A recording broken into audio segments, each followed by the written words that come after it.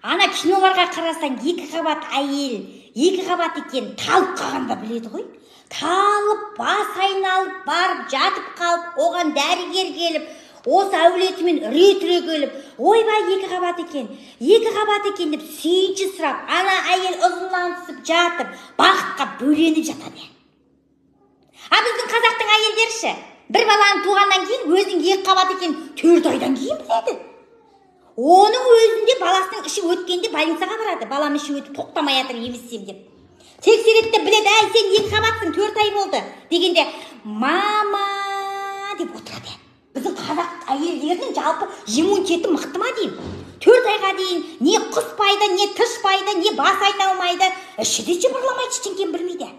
Содан кейін 4 ай өтіп кеткен, ар жағында 5 ай қалды, оны туып алайын деп туып алады.